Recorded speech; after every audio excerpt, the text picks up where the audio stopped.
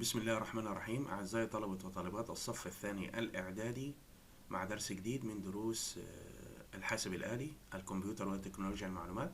النهاردة بإذن الله هنشرح لغة ال HTML أو لغة بنسميها الترميز. اللغة دي اختصار كلمة Hyper Text Markup Language.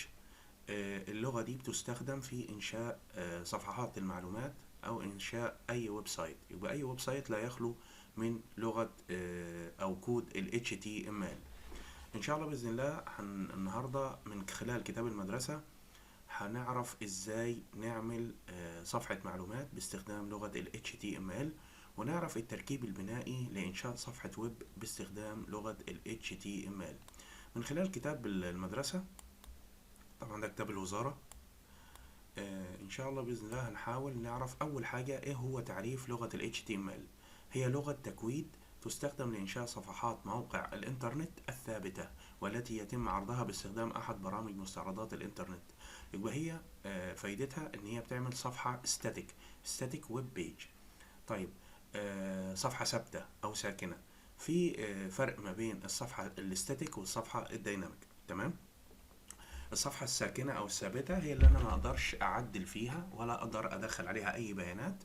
أما الصفحة الديناميك هي اللي أقدر أدخل فيها بيانات وأعدل فيها. طيب، أنا هستخدم مستعرض إنترنت اللي هو البراوزر العادي بتاعنا، سواء كان جوجل كروم أو فايرفوكس. لو أنت متسطب عندك في الجهاز يبقى ده اللي هتستخدمه مع لغة ال HTML. طيب، ومحتاج برضو إديتور، يعني محرر نصوص. سواء كان ممكن لو عندك النوت باد ماشي تكتب فيه اي برنامج محرر نصوص، سواء كان النوت باد او الوورد. تمام. بس دي طبعا برامج بسيطة جدا، احنا يعني مش هتساعدك ان انت تكتب الكود بكفاءة. الافضل ان انت تستخدم البرنامج ده اللي هو فيجوال ستوديو كود، وهسيب لك رابط التحميل اسفل الفيديو ان شاء الله باذن الله. خلاص، يبقى انا هستخدم النهارده فيجوال ستوديو كود كمحرر نصوص على اساس ان انا اكتب كود ال HTML. طب ايه هي اوامر لغة ال HTML؟ نشوف كده الاول. ادي هنا التركيب البنائي لانشاء صفحة الويب باستخدام HTML، دي اللي يهمني، ده مهم جدا. طيب، ايه هو التركيب البنائي؟ شايفين كده اهو. اوامر ال HTML بتتكون من ايه؟ اول حاجة طبعا انا بفتح تاج ال HTML. الامر بيتكتب ما بين علامة اقل منه اكبر من، اسمه ده تاج. تمام. ادي فتحة الامر اللي هو HTML، وادي غلق الامر بهذا الشكل باك سلاش HTML. وبعدين الصفحة بتتكون من هيد وبادي، هيد وايه وبادي، يعني رأس الصفحة وجسم الصفحة. تمام. طيب، انا عايز اطبق الكلام ده عملي، هعمل ايه؟ هنفتح برنامج الفيجوال ستوديو كود بتاعنا بهذا الشكل،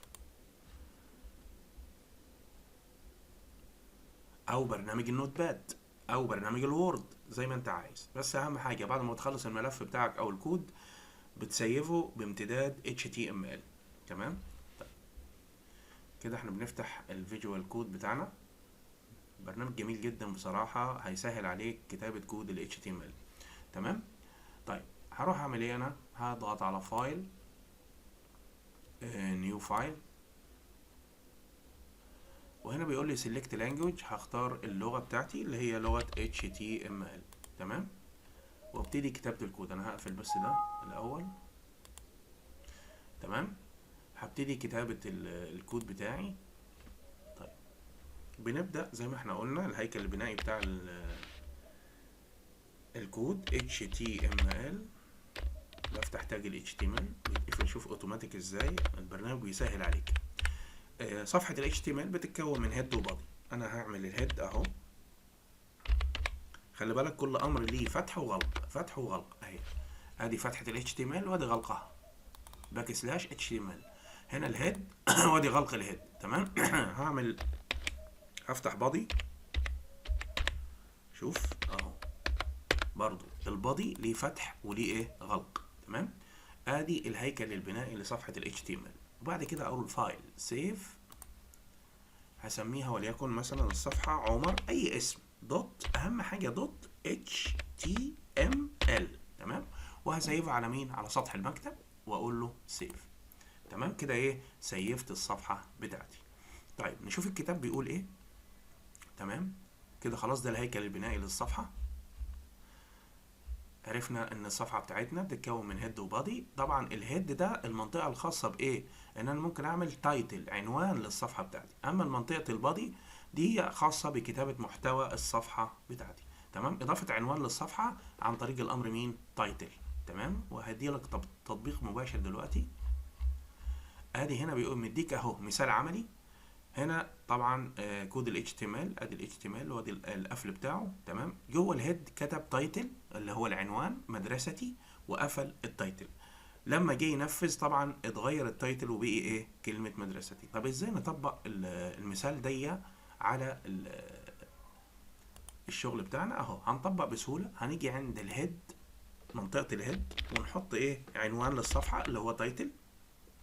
نضيف الامر تايتل زي ما موجود في كتاب المدرسة، وهكتب كلمة مدرستي. تمام، واروح اعمل ايه، فايل سيف. حلو جدا. طيب انا كده طبقت، وبعدين انا كتبت الكود، عايز اشوف النتيجة. هتشوف النتيجة فين؟ في البراوزر. البراوزر بتاعك اللي هو مين، جوجل كروم او فايرفوكس اهو. تمام، omar.html ده الملف بتاعنا اللي متسيب على سطح المكتب. هضغط دبل كليك عليها.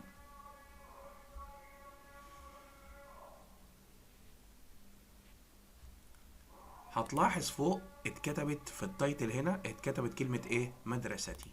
ده تطبيق مباشر على الشغل بتاعنا. طيب نشوف الكتاب تاني ونشوف الكود اهو.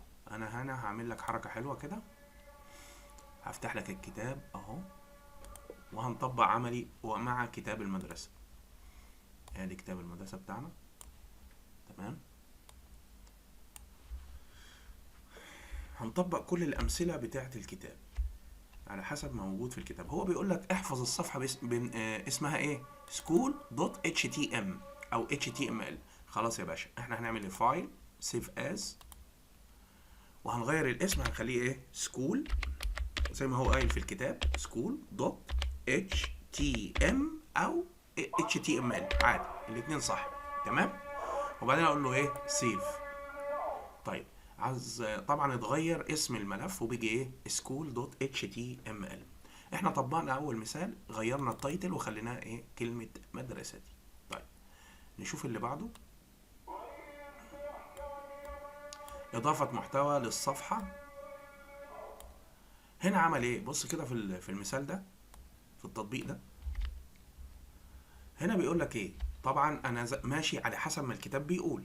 هنا فتحنا ال HTML وادي الغلق بتاعه، بعدين ادي الهيد، ادي الفتح والغلق بتاعه. جوه الهيد حطينا تايتل اللي هو كلمة مدرستي. تمام، والبادي فاضي. هنا في البادي كاتب ايه، هو مدرستي جميلة ونظيفة ومتطورة. هكتب نفس المثال اهو، مدرستي جميلة ونظيفة ومتطورة. جميل جدا. هروح اعمل ايه، فايل سيف. عايز اشوف هطبق فين يا جماعه، هطبق في البراوزر بتاعي. فين البراوزر، ادي البراوزر يا جماعه. هعمل ايه هنا، هو غيرنا المره اللي فاتت التايتل وخليناه مدرستي صح. طيب نعمل ريفرش كده، ادي ريفرش. ما اتغيرتش ليه بقى، عشان احنا غيرنا اسم الملف، خليناه سكول. هنقفل كده ونشوف الملف بتاعنا. ادي ملف سكول، طبعا ده ملف عمر، خلاص احنا مش عايزينه، لان احنا ايه، بنمشي على حسب الكتاب المدرسي. الكتاب المدرسي قايل ايه، هنسميه school.html. هنعمل دبل كليك، هنفتح ملف السكول. تمام، بتاعنا في البراوزر. تمام، جميل جدا. هتلاحظ هنا كتب كلمة ايه، مدرستي جميلة ونظيفة ومتطورة زي ما انتم شايفين. خلاص كده، جميل جدا خالص. طيب نرجع تاني للتطبيق بتاعنا اهو. كتبنا محتوى الصفحة اللي هو مدرستي جميلة ونظيفة ومتطورة. داخل مين يا جماعة، المحتوى بيتحط دايما في البادي. يبقى الهيد بحط فيه ايه، عنوان الصفحة، التايتل. تمام، وفي البادي بحط المحتوى زي ما هو قايل في الكتاب، في المثال بتاع الكتاب. طيب نشوف امثلة تانية كده.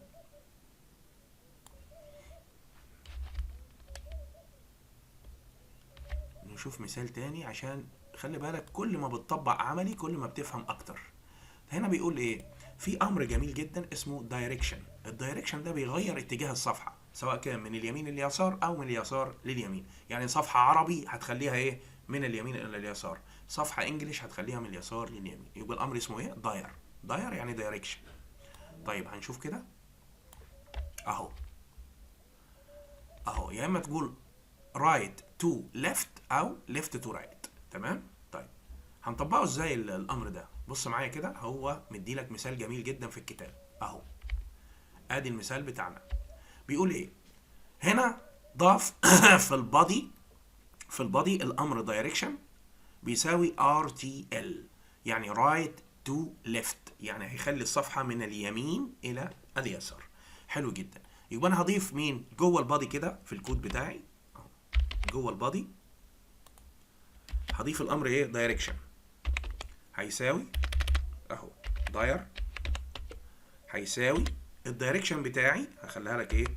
RTL، يعني ايه؟ رايت تو ليفت، هيخلي اتجاه الصفحه من اليمين الى اليسار.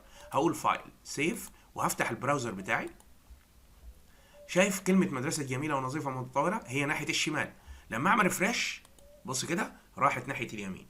ليه؟ لان انا ضفت الامر ايه؟ داير بيساوي RTL او رايت تو ليفت. طيب انا عايز ارجعها من الشمال لليمين، اعمل ايه؟ هاجي في الكود هنا، هاجي في الكود، في الكود هكتب ايه؟ بدل RTL رايت تو ليفت اخليها ايه؟ ليفت تو ال ليفت تو رايت، ليفت تو رايت في الدايركشن. خلاص. فايل سيف. هنيجي هنا فين؟ في البراوزر بتاعنا ونقول ريفرش. هتلاحظ ان مدرستي جميله راحت فين؟ راحت ناحيه الشمال. خلاص. ليه؟ لان انا ضفت الامر مين؟ دايركشن بيساوي مين؟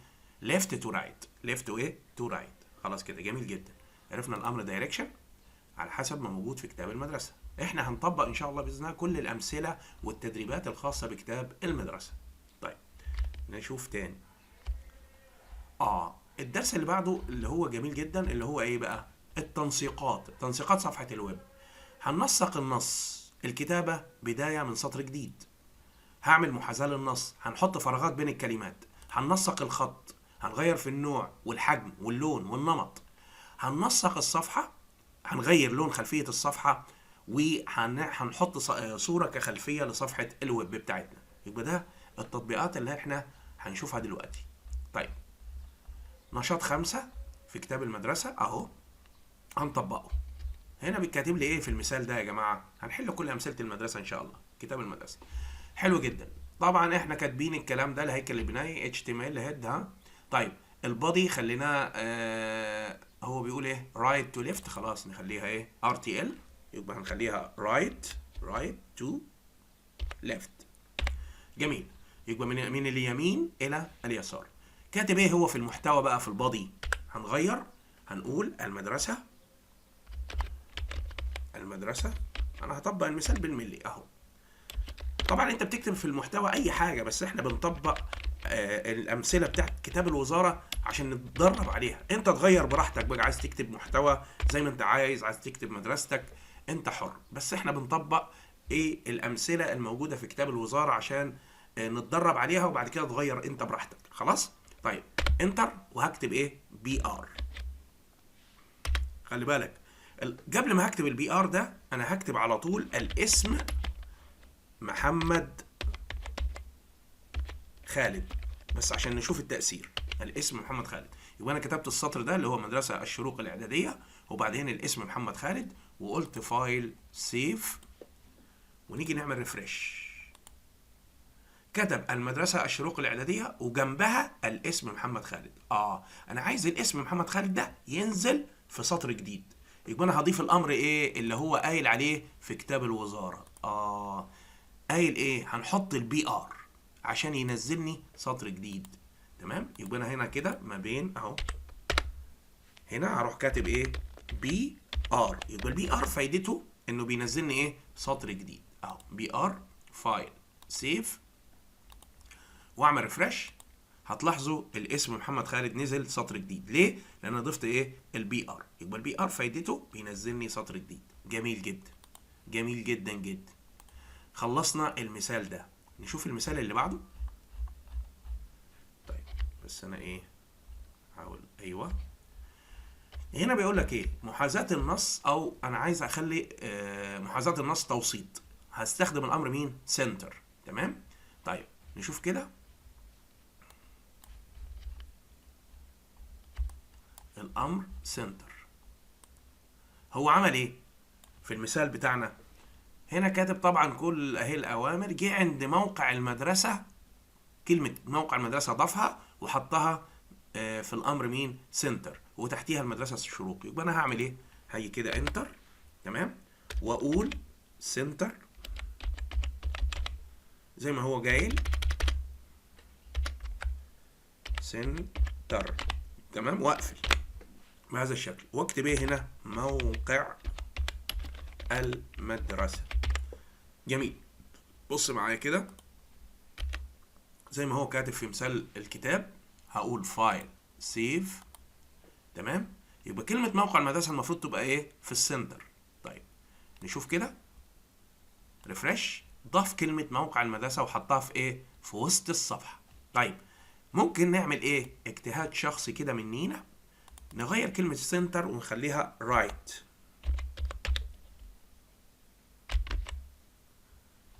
نغير ونخليها رايت ونجرب، مش هنخسر حاجة. رايت، تمام. وهنا نفس الكلام، بدل كلمة سنتر هنخليها ايه؟ القفل بتاعها رايت. زي ما احنا قلنا اوامر ال HTML ليها فتح وليها ايه؟ غلق، تمام، اوبن وكلوز. جميل. ادي الامر. جميل جدا. هعمل ايه؟ فايل سيف، تمام، واعمل ريفرش. هتلاحظ كلمة موقع المدرسة جت فين؟ ناحية اليمين. جميل جدا. هنرجع تاني زي الاول، نخليها سنتر زي ما هي، زي ما قال في الكتاب، واعمل ريفرش عشان نظبط الصفحة بتاعتنا على حسب مثال كتاب الوزارة. جميل جدا. هنيجي هنا خلاص كده خلصنا المثال ده، نشوف المثال اللي بعده. امر جميل جدا اسمه اضافة فراغات بين الكلمات بالامر NBSB. ده بيعمل لي ايه؟ بيعمل مسافات ما بين الكلمات، مسافات ما بين الكلمات يا شباب. طيب هنعملها ازاي دي؟ بص كده في مثال كتاب المدرسة اهو، هو المثال جه عند كلمة موقع المدرسة، ما بين موقع والمدرسة حط الأمر ده اللي هو بيعمل مسافات. أنا هاجي أعمل إزاي؟ أهو كده هو عمل إيه؟ خلى السنتر دي أدي ما بين موقع والمدرسة، حط الأمر بتاع المسافات. يعني أنت مهما تعمل كده أهو هتعمل مسافات زي كده، تمام. هنجرب من غير الأمر. المفروض يعمل مسافة ما بين موقع والمدرسة. لو عملت فايل وعملت سيف وعملنا ريفرش مش هيحصل أي حاجة. أهو موقع والمدرسة مفيش مسافات. أنا عايز أعمل مسافة، يبقى أنا هضيف الأمر اللي جاي عليه في الكتاب. أهو هعمل إيه؟ هضيف الأمر NBSB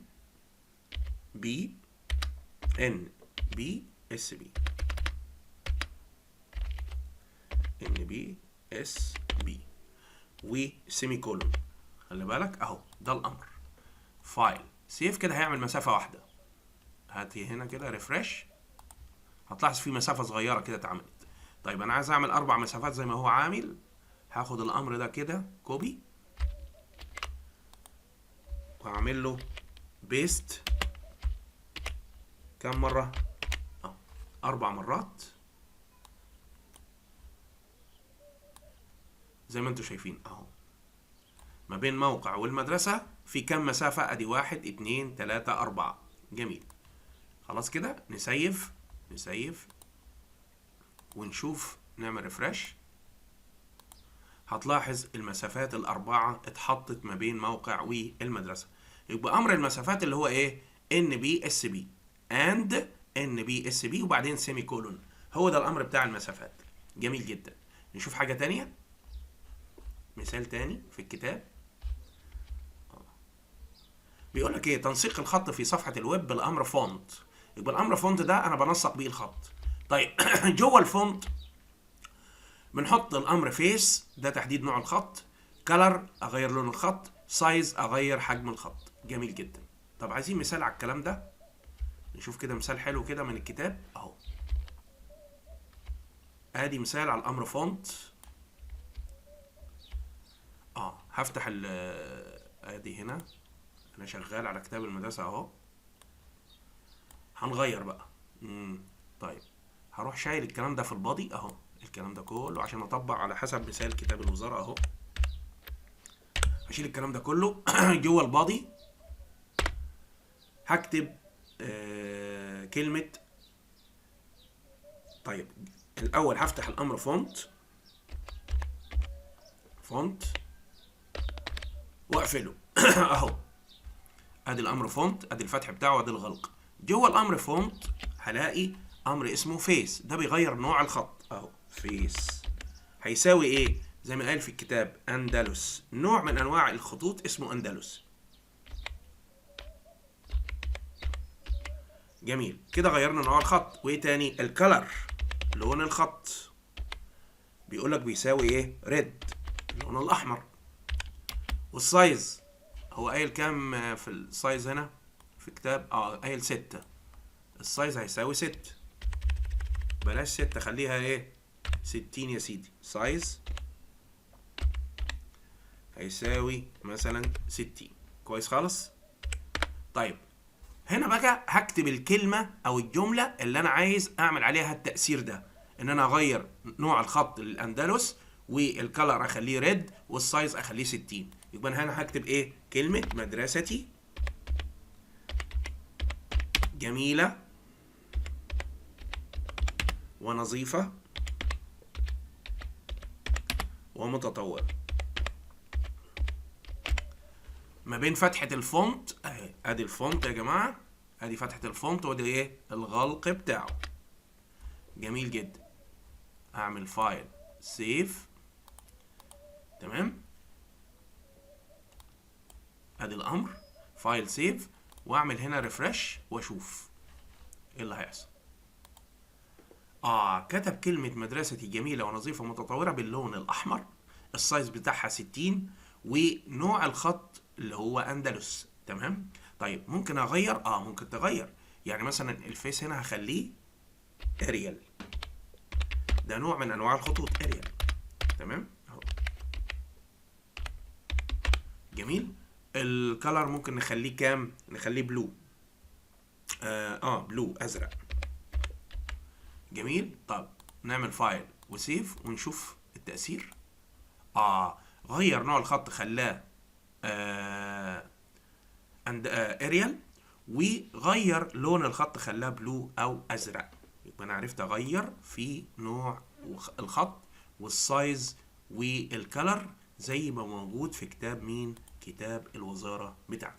ده مثال من الامثلة ازاي اغير نوع الخط، لون الخط، حجم الخط. جميل جدا. نشوف المثال اللي بعده. تنسيق الخط في صفحة الويب. اليو ده عشان اعمل ايه؟ وضع خط تحت النص، اندرلاين. اليو اندرلاين، البي بولد يعني خط عريض، الايتاليك او الاي دي اللي هي خط مائل. ازاي اعمل التأثيرات الثلاثة دول؟ سهل جدا. هنشوف كده بس المثال بتاع الكتاب بيقول ايه. ادي مثال الكتاب بيقول ان انا كلمة مدرستي جميلة ونظيفة ومتطورة احط ايه؟ فتحة اليو الاندرلاين وقفلة الاندرلاين اهو. هروح اعمل كده، اعمل يو بس خلي بالك اهو. اروح اعمل كات، لازم الجملة اللي عليها التأثير تتحط ما بين اليو وقفلة اليو، فتحة اليو وقفلتها اهي، تمام. اروح قايل فايل سيف واجي اعمل ريفرش واشوف. بمجرد ما حطيت اليو عمل اندرلاين، عمل خط تحت الكلمة. جميل جدا جدا. طيب نشوف تاني في الكتاب قايل ايه. خلاص ده جرب كده اليو. طيب نجرب التأثيرات الباقية. كده عملنا اندرلاين. طب انا عايز اخلي الخط سميك، اضيف ايه؟ اضيف البي. ادي البي، ادي فتحة البي وقفلة البي، يعني بولد، اخلي الخط بولد. جميل جدا جدا اهو.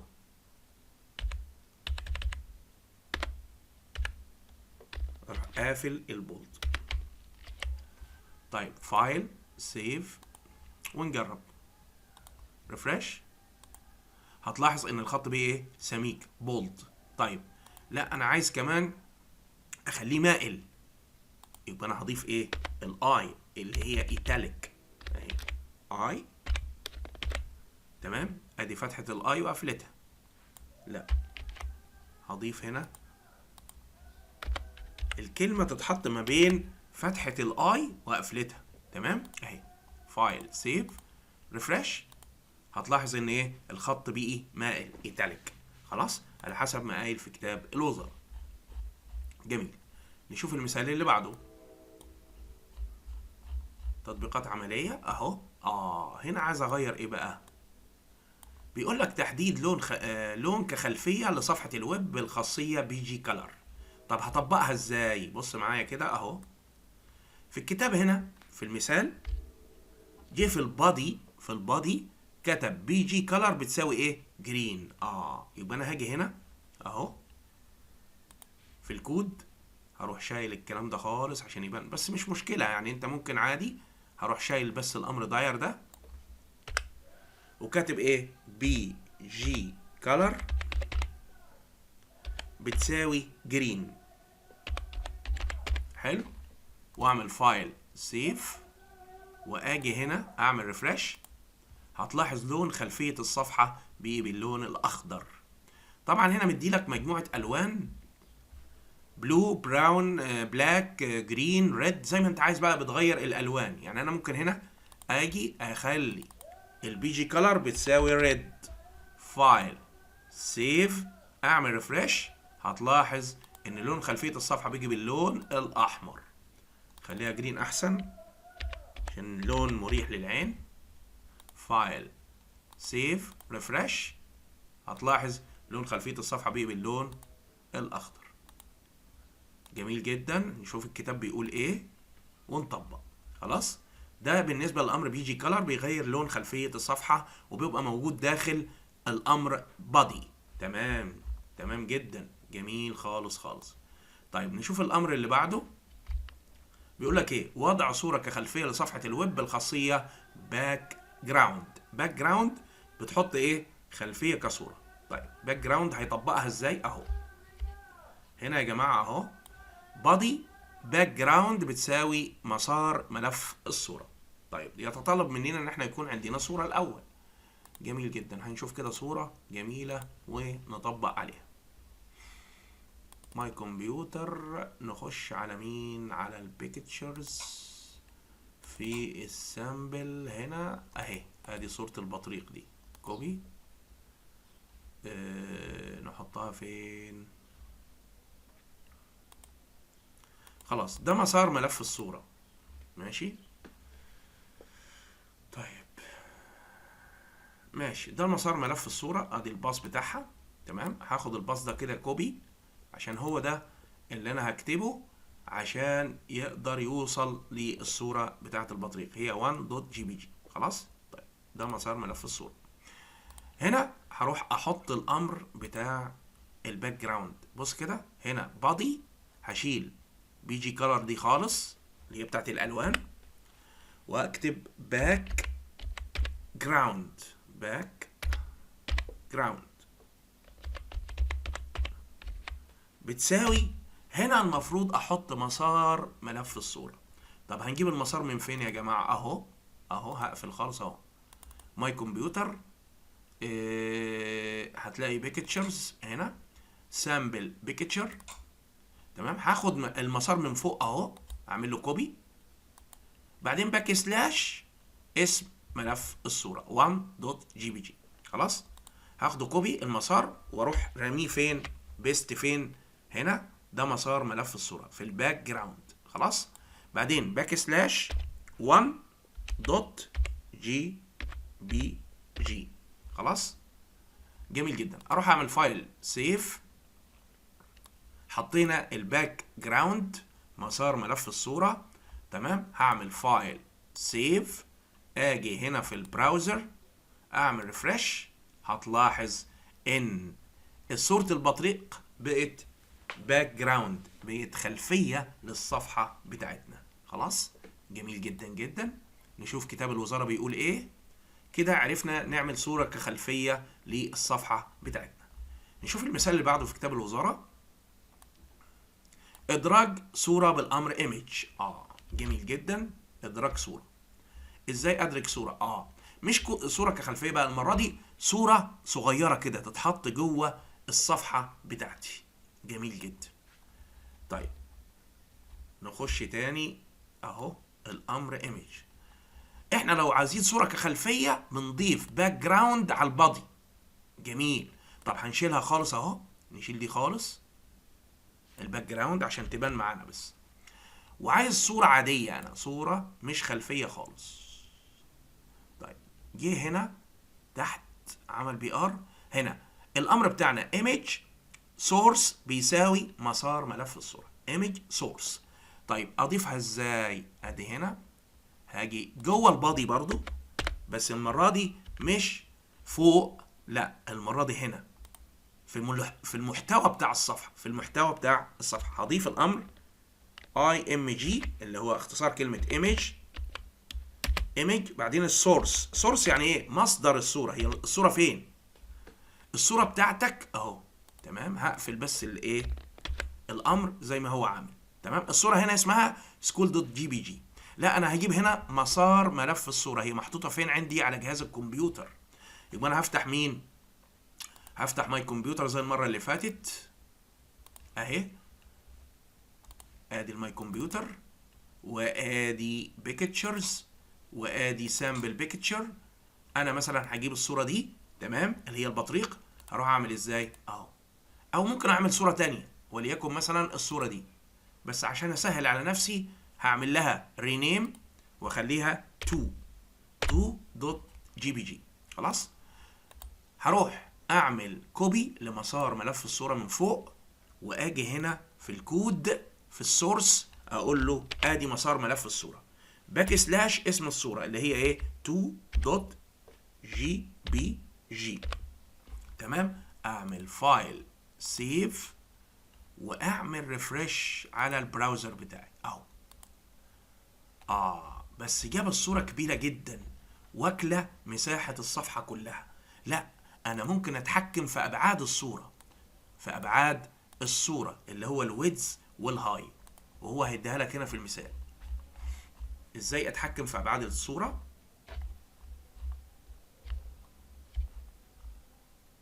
اهو التحكم في ابعاد الصورة اللي هو الويدز والهاي.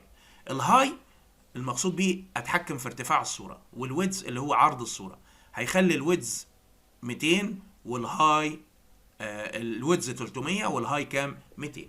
يبقى انا هعمل ايه؟ هاجي هنشوف المثال بس اهو. ادي مثال الكتاب بيقول لك ايمج سورس وادي مسار الصورة، بعدين الهاي والويدز. الهاي 450 والويدز كام 800 بكسل. تمام جدا. يبقى جوه الامر ايمج اهو، جوه الامر ايمج هضيف هاي. الهاي هيساوي كام 450 زي ما قايل في الكتاب، والويدز هيساوي 800 بكسل. جميل جدا. هعمل فايل سيف. يبقى الامر ايمج في جوه الامر ايمج في الامر سورس، واحط مسار ملف الصوره، وبعد كده عندي الهاي وعندي الويدز عشان اتحكم في ابعاد الصوره داخل الامر ايمج. هقول فايل وبعدين سيف واعمل ريفرش ونشوف. الصوره برضو كبيره. يبقى انا اعمل ايه؟ اخلي الابعاد، يعني هو الابعاد كبيره جدا هو عاملها، لا اخليها مثلا 300 طول و200 عرض. تمام. فايل سيف ونشوف ريفرش. اهي ادي الصوره، ابعاد الصوره 300 طول و200 ايه عرض. ممكن تغير ممكن تغير، تخليها مثلا 100 في 100 100 في 100 عشان تبقى صغيره شويه. فايل سيف ونعمل ريفرش. اهي ادي الصوره بتاعتي بقت ايه ابعادها 100 عرض و100 طول، 100 ويدز و100 هاي. جميل جدا جدا. خلاص طبقنا المثال ده وتحكمنا في ابعاد الصوره. نشوف المثال اللي بعده. محاذاة الصوره داخل صفحه الويب. انا عايز الصوره بتاعتي رايت اخليها ناحيه اليمين، ليفت ناحيه الشمال، ميدل في الوسط، بوتوم في الاسفل، توب في الاعلى، زي ما انت عايز. تمام. عن طريق الامر مين؟ align. عن طريق الامر align. جميل جدا جدا. هنا اهو ضاف في الايمج سورس، بعدين ايه؟ عمل align middle. جميل جدا. هاجي هنا هضيف جوه الامر ايمج، يبقى ايمج جواه الامر سورس، واحط مسار الصوره. بعدين الهاي بحط الطول، الويدز احط العرض، وكمان احط الالاين بتاعي اللي هو ايه؟ الاين بيساوي ميدل. ميدل يعني احطها في الوسط. ميدل اهي. فايل، سيف، وتعمل ريفرش فين؟ هنا. هتلاحظ ان الصورة بقت ايه؟ في النص. طيب نخليها، خليها رايت. فايل، سيف، وناجي نعمل ريفرش. الصورة حصل لها محاذاة ناحية ايه؟ اليمين. طب اخليها ناحية الشمال، اكتب ايه؟ اكتب align بيساوي ايه؟ align يساوي left. جميل جدا. اهو فايل، سيف، ونشوف الصورة هتروح فين. الصورة راحت ناحية الشمال، يبقى انا اللي عملت align بيساوي ايه؟ بيساوي left. خلاص كده بتحكم في محاذاة الصورة. جميل جدا جدا. حلو خالص. ادي الشغل بتاعنا. نشوف المثال اللي بعده. وهكذا بقى انت تطبق بقية الحاجات. جميل جدا. ادراج الصوت كخلفية. لو انت عندك ملف صوتي وعايز تدرجه داخل الصفحة بتاعتك، عن طريق الامر مين؟ بي جي ساوند بتساوي طبعا، وتعمل مسار ملف الصوت. تمام. طيب نعمل كده ونشيل ده خالص. طيب ان شاء الله في الدرس القادم هنعرف ازاي نضيف ملفات صوتية للصفحة بتاعتنا، وبكده ان شاء الله هنكمل في الدروس القادمة بقية اوامر ال HTML. وصلى اللهم على سيدنا محمد وعلى اله وصحبه وسلم.